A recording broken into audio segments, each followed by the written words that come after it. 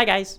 Yeah, I've got a band-aid on my face today because sometimes these things happen right before you're supposed to start filming and you kind of just have to keep going. Anyways, we're talking about Bratz again. And normally I like to kind of space out which brands or topics I talk about, but what I didn't realize when filming that last video is that this week is actually Bratz's 22nd anniversary. The official day is May 21st, and I don't know if I'll get this video out right then, maybe a day or two late, but what I'm trying to say is, I think it's okay to take a few weeks and celebrate our girls. But what you probably gleaned from the title and thumbnail and everything is that this video is going to be all about the 2015 reboot, which for a while now has been considered kind of a sore spot in Bratz history. They weren't very well received, they weren't successful, they only lasted about a year before being discontinued, and even now, the Bratz brand is kind of intentionally distancing themselves from that little span of time. So I thought it would be fun to just look back and examine them, talk about, were they really that bad? Or were they judged a little too harshly and unfairly, and actually they deserve to last longer? I think that's all the introduction this video really needs, so yeah, let's go ahead and get into it. Full disclosure here though, of all the doll lines that I consider like staples of doll culture, Bratz is probably the one I have the least amount of history with. I did not really grow up with them. I was more of a My Scene girly. And my mother was just not particularly keen on buying Bratz for me. So I really only got into them when I was older. Actually, right during that span of time between the last Bratz iteration and the 2015 reboot, that was when I started buying older Bratz on eBay and getting a lot more familiar with them. It was a much easier and less expensive time to be a Bratz fan back then. So while I love Bratz and appreciate them wholeheartedly, I really do not consider myself like a quote-unquote Bratz expert. Which is funny to say because the very first video I ever posted on my channel was about Bratz. But all that is just to say, keep in mind that for some of you more hardcore Bratz girls, I might be looking at this with a different lens than you are, which is fine. Obviously, I want to hear your perspective too, so do be sure to comment. After watching, of course, the only thing we love more than dolls is proper media literacy. So before we really get into the 2015 reboot, I do think it's important to talk about what Bratz was doing before the reboot. They had a big relaunch in 2010, and for the few years after that, it was kind of just a constant stream of trying to reinvent the brand, trying to recapture the success they had after they first debuted in 2001. And I want to point out that it's not entirely MGA's fault that Bratz had been kind of lagging along as a franchise. The constant legal battles with Mattel and just really Mattel doing everything in their power in general to try and shut down MGA really hindered a lot of their potential in ways that were felt for years upon years. So in the early 2010s, they had the big anniversary collection. They introduced a lot of new characters. They tried a few different art styles. There were Bratzillas. There were the tall Bratz. There was the weird Bratz rock webisode, as in webisode singular. They released one episode and then promptly forgot it existed. Wait! What's going on? We never did find out what was going on. So it was clear Bratz was having a little bit of an identity crisis.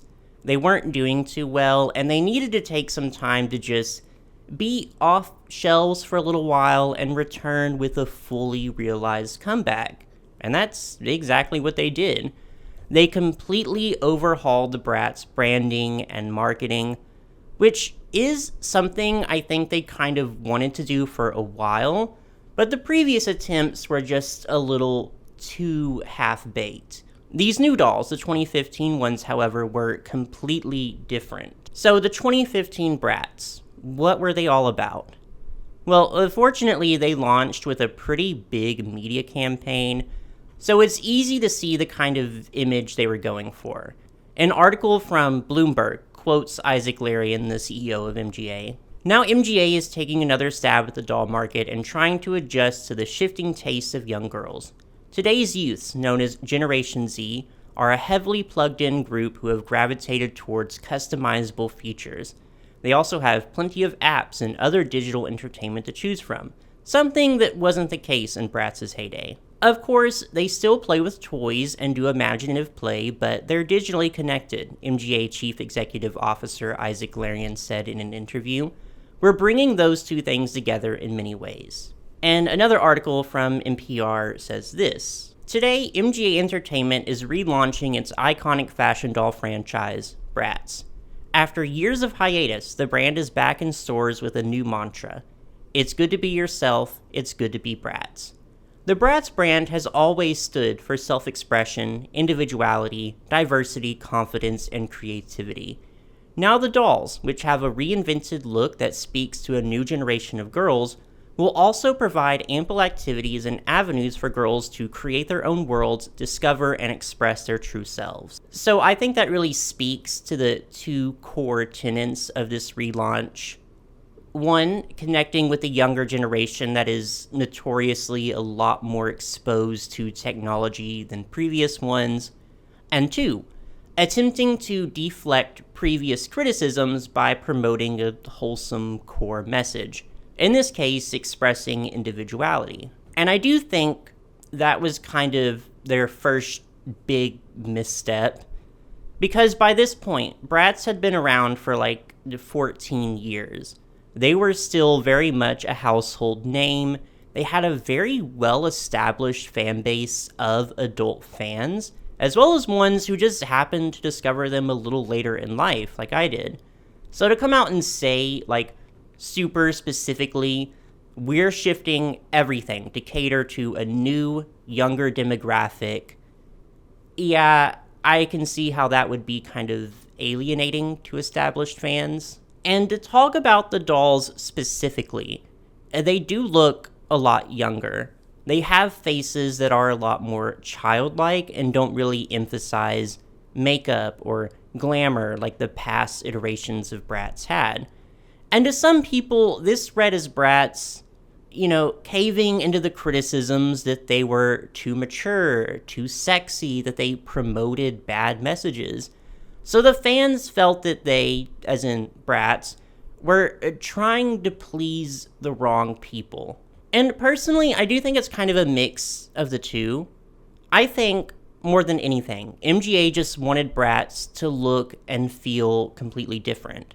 Like they were completely updated for the modern world. And maybe to them, that meant making them look cuter and more stylized. Because you have to keep in mind that this is now a post-Monster High world.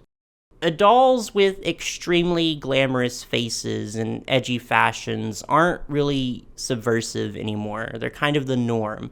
So maybe that was their way of trying to be a counterculture in some weird way. I don't know. But I do think they probably saw this new look as a chance to make the brand more, what's the word? I don't want to say something like wholesome or positive, because I don't want to imply that the old Bratz weren't those things. But the 2015 Bratz was definitely a chance to inject the brand with messages like be yourself and express your individuality. Just little things that might make the more apprehensive parents feel a little more safe buying Bratz for their children, if that makes sense. So, to tie in with this big theme of individuality, one thing they made sure to do was to give the main characters a lot more personality and individualized styles, which the main girls have always had personalities. But I think outside of specifically the movies and the TV show, it was never a big priority for the brand to show them off. Like, it was never a big thing for Bratz to have clothes that were tied to a specific character's personality, which is fine. That's not a criticism. It's just that the fashions and designs were always the core focus more than characterization for Bratz. So to introduce us to these updated versions of the characters, one of the launch lines was called "Hello, my name is," and essentially serves as the signature core line for the girls. And before we talk about the dolls, I really have to mention that I do not like the Bratz 2015 artwork. Like, I don't mind simplistic, cartoony artwork, especially when it comes to Bratz, but it's drawn in a way that's, like, deliberately bad. Like, the shaky lines, the lumpy faces, the inconsistent proportions. It's not good. I don't like it at all. But anyways, the dolls. Chloe comes to us wearing a denim bustier, a pink tutu, cow print shoes, and a reference to her first edition doll. She has freckles now, which is cute. And 2015 Chloe can essentially be summed up as Pinterest white girl. I mean, she has a top bun and comes with a bowl of frozen yogurt. Like, I don't know what you want me to say. Her personality traits, according to the back of her box, are that she loves her friends and plays soccer, which is about as much personality that we'd get from her being told to stand up on the first day of class and give a fun fact about herself. And then there's Jade, who is my Bratz ride or die, by the way. Even when I was a kid and I just knew of the Bratz and I didn't have any myself, she was my favorite. And as you can tell from her Skrillex side shave, Jade here is the edgy punk rock one. I always forget how popular that hairstyle was. And then I remember I did that too, right before my senior prom. Anyways, Jade here likes extreme sports and making her own outfits. Yeah, we can tell, girl. Yasmin is characterized as this big flower child. She's very boho chic, she's shy and sweet and loves yoga and flower crowns. And Sasha, who has a big personality and lives for the spotlight, so she's appropriately dressed in this Kim Kardashian athleisure sort of getup. And they also decided to round out the cast with a new fifth main character, Raya. And it's unclear to me if she's meant to be Raya from the old Bratz line, because they do look very similar, or if she's a new character and they decided to reuse the name, but I guess it doesn't matter too much.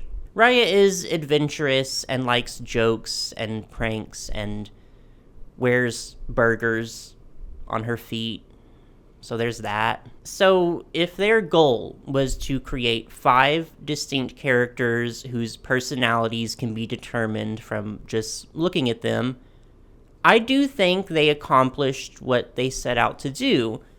However, if you couldn't tell, I don't think that the fashions in this first lineup were particularly strong. Now, to be fair, 2012 to like 2016, 2017 was a weird time for fashion.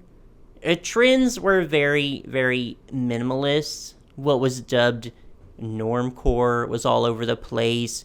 It was very trendy to look like you put little to no effort into your appearance, you know, the whole off-duty model thing.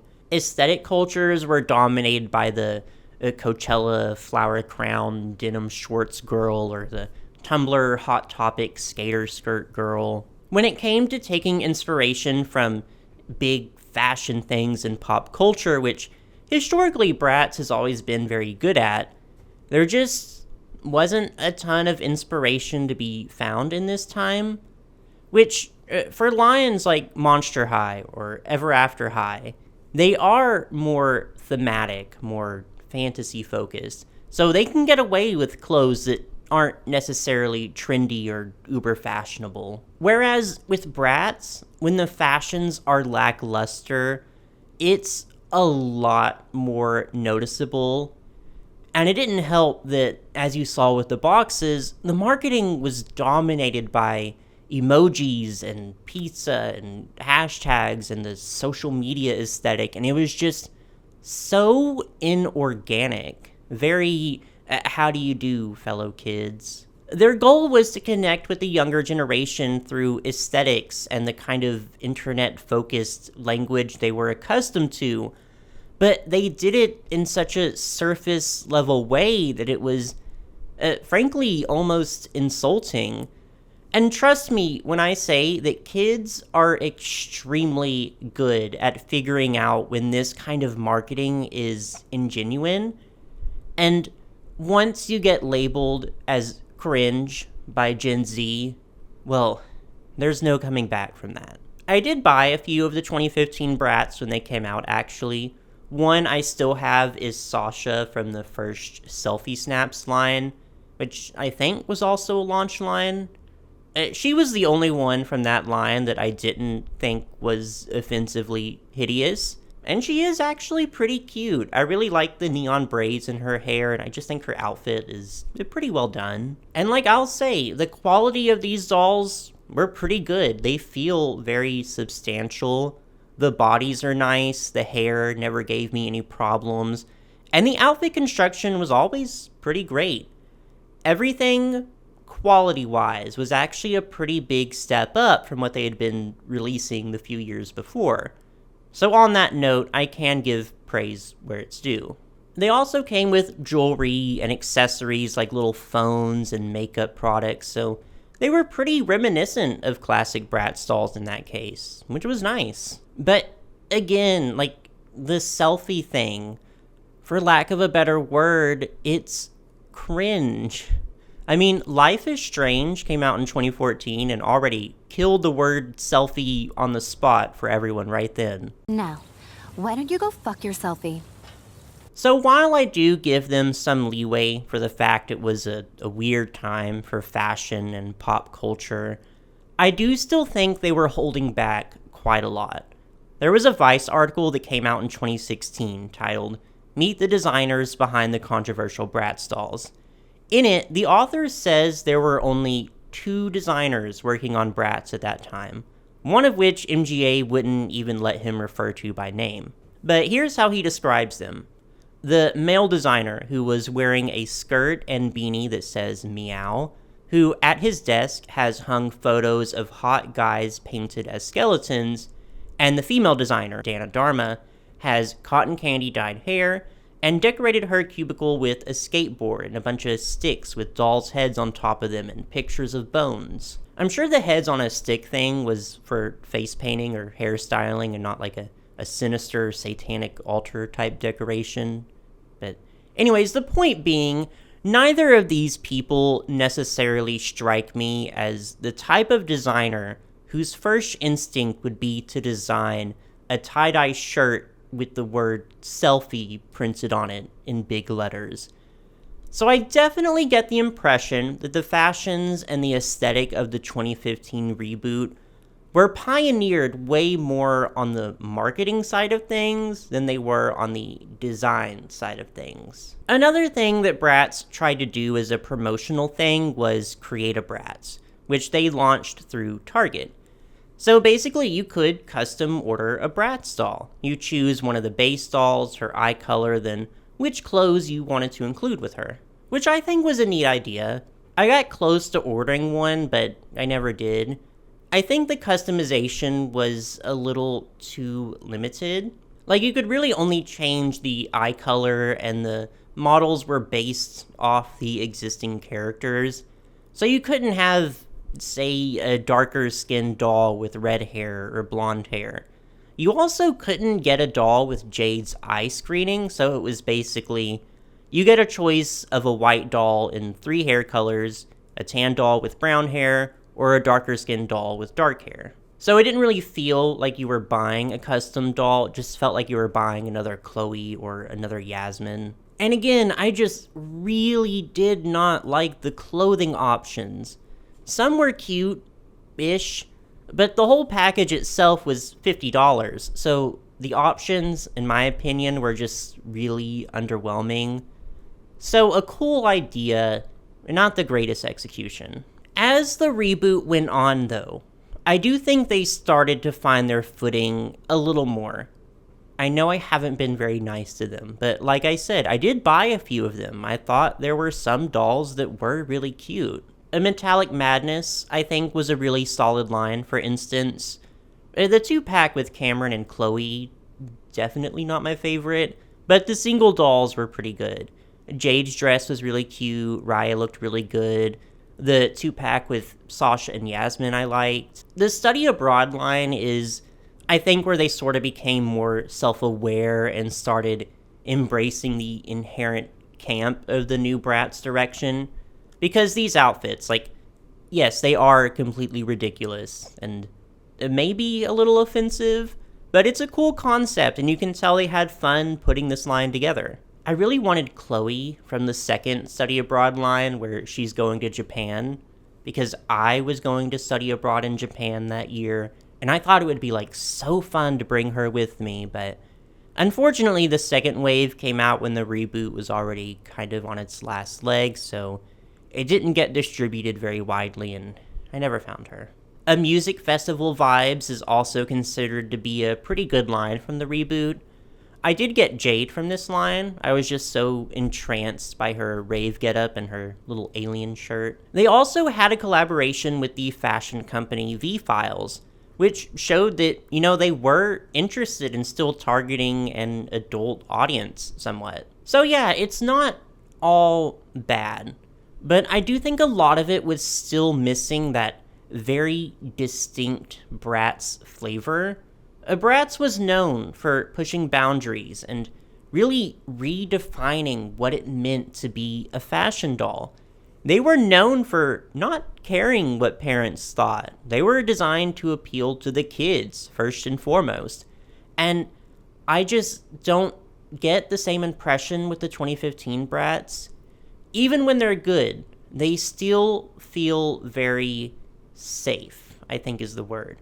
Which is not a terrible thing to be, all things considered, but it is not a word I really heavily associate with Bratz. Anyways, another thing to talk about, the Bratz web series that was made to promote the reboot, because, again, it was a post-Monster High world and every doll line needed a webisode series. To produce the series, MGA tapped the stop-motion animation studio Stupid Buddy Studios, best known for their work on the show Robot Chicken, which I think was a really strange decision on their part. The stop motion is great, obviously, like Stupid Buddy is amazing at stop motion, but it is just so unpleasant to look at.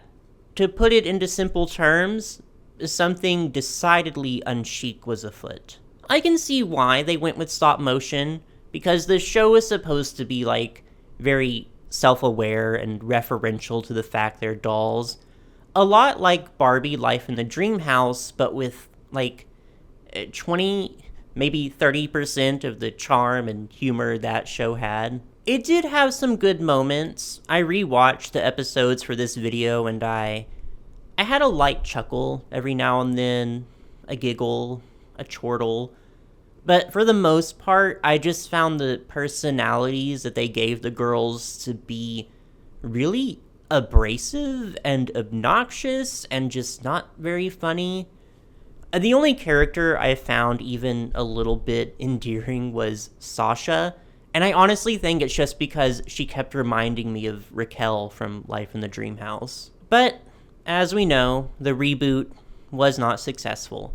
It didn't perform like they hoped it would, and it was discontinued after really only a year on shelves. Some lines that were meant to be released but never made it past production included Dreamers, a sleepwear-themed line, and a denim-themed line that would have reintroduced Felicia into the reboot. And I do honestly think it was for the best that they decided to not continue in this direction. I can definitely look back and appreciate the 2015 reboot for what it was. I can applaud it even for trying something completely new and risky, but at the end of the day, I don't think it ever really felt like Bratz. If everything were exactly the same, and this was just a new IP with a new name and different characters, I honestly think I would be a lot more forgiving towards it. Because, like I said, the quality was good, it had some good ideas, and although a lot of the fashions weren't to my taste, I do think they did a good to okay job with the circumstances and the assignment they were given. It was a competently executed doll line. I can absolutely acknowledge that. The weird pizza emoji marketing aside, I mean. But because I do know Bratz, and I do know what they're capable of, I do think this specific direction, this kind of marketing, it just wasn't good for them. I'm curious to see where the line would have gone, especially because I do think the fashions and the designs got better with time, but I'm also grateful that MGA looked at the numbers and realized they needed to take another step back and really evaluate what they wanted to do with Bratz. So yeah, I guess that's my conclusion. Pretty bad in some ways, pretty good in others, but at its heart, it just wasn't what Bratz should have been doing. So now it's your turn. Tell me what you thought of the 2015 reboot. Were you there? Did you buy the dolls? Did you like them? Or did you absolutely hate the reboot? Maybe your feelings are more complicated. Whatever the case, I would really love to hear all about it. And when you're done with that, just be sure to like and subscribe for any future fashion doll content. Thank you.